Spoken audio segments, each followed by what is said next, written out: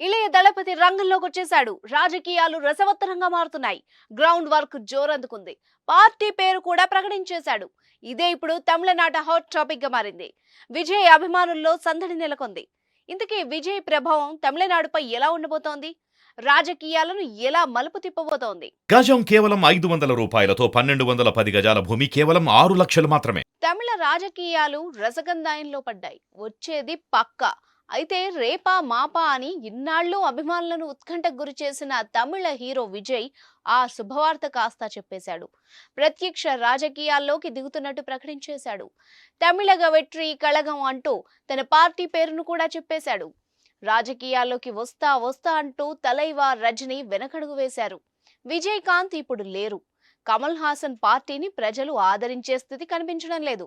ఈ పరిస్థితుల్లో విజయ్ కొత్త పార్టీతో ముందుకు రావడం తమిళ రాజకీయ తెరపై చెప్పలేని ఆసక్తిని రేకెత్తిస్తోంది. ఇక కరుణానిధి, జయలలిత వంటి ఉద్దండులు లేనేలేరు. చిన్నమ్మ రాజకీయాలలో ఉన్నారా లేరా అన్నట్టుంది. దిగ్గజాలు లేకుండా అసలు తమిళ రాజకీయాలను ఊహించడం చాలా కష్టం.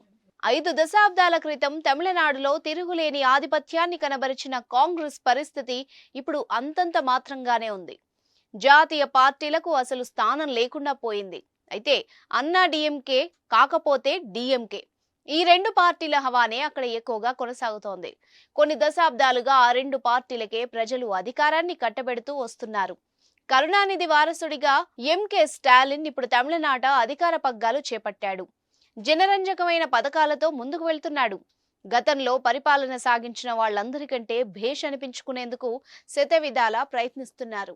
హిందుత్వ వాదాన్ని, సనాతన సాంప్రదాయాన్ని, ఆచార వ్యవహారాలను అస్సలు పట్టించుకోని డిఎంకే గత ఎన్నికల్లో తన వ్యూహాలను మార్చి వాళ్లందరికీ దగ్గరయ్యే ప్రయత్నాలు చేసింది. హిందుత్వాన్ని, సనాతనత్వాన్ని గౌరవిస్తామని చెప్పింది. దేవాలయాల పురోభివృద్ధికి పాటు పడతామంది. వ్యూహాలు ఫలించి అత్యధిక మెజార్టీతో స్టాలిన్ గెలుపొందారు.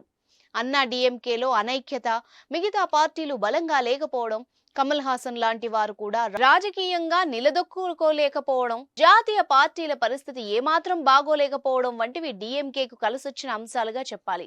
ఇలాంటి పరిస్థితుల్లో విజయ్ ఏం చేయబోతున్నారు, ఎలా అడుగులు వేయబోతున్నారు అన్నది ఉత్కంఠ కలిగిస్తోంది.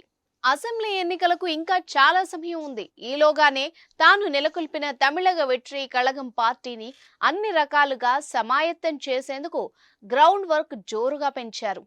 పార్టీ రూపురేఖలు ఎలా ఉండబోతున్నాయి, తాము ఎలాంటి స్టాండ్ తీసుకోబోతున్నాము అన్నది విజయ్ స్పష్టం చేశారు. జెండా, ఎజెండాలతో పాటు ఇతర విషయాలను త్వరలోనే ప్రకటిస్తామన్నారు. ఇప్పటికే పార్టీలోని ప్రముఖులుగా భావిస్తున్న వారితోనూ, అభిమాన సంఘాల ప్రతినిధులతోనూ వరుస సమావేశాలు నిర్వహించి పలు కీలక నిర్ణయాలు తీసుకున్నట్టు తెలిసింది.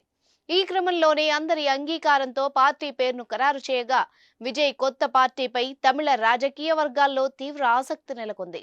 మొత్తం 234 నియోజకవర్గాలపై విజయ్ దృష్టి పెట్టారు. అన్ని స్థానాల్లో పోటీకి దిగబోతున్నారు. తమిళగ వెట్రి కళగం తరపున పోటీ చేసేందుకు ఆసక్తి చూపుతున్న వాళ్ల సంఖ్య కూడా భారీగానే ఉంది. దీనిపై కూడా ఇప్పటి నుండే విజయ్ టీం కసరత్తు మొదలుపెట్టింది. కొంతమంది ముఖ్య నేతలు పోటీ చేసే నియోజకవర్గాలను కూడా పరిశీలిస్తున్నట్టు తెలుస్తోంది. తమిళనాట విజయ్కి ఉన్న క్రేజ్ దృష్ట్యా ఆయన పార్టీతో పొత్తు పెట్టుకుంటే తమకు ఎలాంటి లాభం ఉంటుంది, అసలు పొత్తులకు విజయ్ అంగీకరిస్తారా లేదా అన్న దానిపై కూడా తమిళ ప్రాంతీయ పార్టీలు కొన్ని దృష్టి పెట్టాయి. దీంతో ఇప్పుడు తమిళ రాజకీయాల్లో విజయ శకం ఎలా ఉండబోతోంది, తమిళనాడుపై ఆయన ఎలాంటి ప్రభావం చూపించబోతున్నారు అన్నది ఆసక్తి రేపుతోంది. దేశంలోనే ప్రాంతీయ పార్టీలు ఎక్కువగా ఉన్న రాష్ట్రంగా తమిళనాడుకు ఓ పేరుంది. ఇక్కడున్నన్ని ప్రాంతీయ పార్టీలు దక్షిణాదిలో మరెక్కడా లేవు. ఎన్నికలొస్తే చాలు అప్పటి వరకు స్తబ్దుగా ఉన్న పార్టీలన్నీ రంగంలోకి వస్తూ ఉంటాయి. ఇప్పుడు ప్రాంతీయ పార్టీల జాబితాలోకి తమిళగ వెట్రి కళగం పార్టీ వచ్చి చేరింది. తమిళనాడు అసెంబ్లీ ఎన్నికలకు ఇంకా చాలా సమయం ఉన్నా త్వరలో పార్లమెంటు ఎన్నికలు జరగనున్నాయి. ఈ ఎన్నికల్లో తాము పోటీ చేయబోవడం లేదని విజయ్ ప్రకటించారు. ఏ పార్టీకి కూడా మద్దతు ఇవ్వబోమని ఖరాఖండిగా చెప్పేశారు.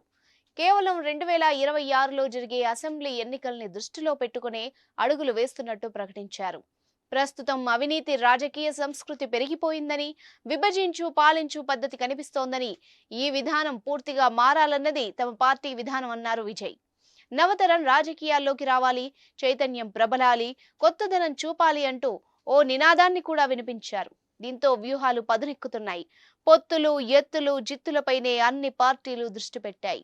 పైకి గంభీరంగా ఉన్న అటు డిఎంకే, ఇటు అన్నా డిఎంకే వర్గాల్లో భయం మొదలైనట్టు కనిపిస్తోంది. విజయ్ ప్రభావం తమకు ఎలాంటి ప్రమాదం తెచ్చిపెడుతుందా అని లోపల భయంతో వణికిపోతున్నాయి. తాము చేస్తున్న పనులే తమకు అన్ని రకాలుగా కలిసి వస్తాయని డిఎంకే నమ్మకంతో ఉంటే, గత అసెంబ్లీ దెబ్బ నుంచి కోలుకొని మళ్లీ మంచి మెజార్టీ సాధించాలని అన్నా డిఎంకే పట్టుదలతో ఉంది. అయితే తనకున్న మాస్ ఫాలోయింగ్, హీరో ఇమేజ్ అన్ని రకాలుగా కలిసి వస్తుందని ఇళయ దళపతి విజయ్ భావిస్తున్నారు. ముఖ్యమంత్రి పీఠాన్ని అందిపుచ్చుకోవాలని ఆశపడుతున్నారు. ఎవరు గెలుస్తారు, ఎవరు ఓడుతారు అన్నది పక్కన పెడితే ఈసారి తమిళనాడు ఎన్నికలు మాత్రం మంచి కలర్ఫుల్ గా ఉండబోతున్నాయన్నది నిజం.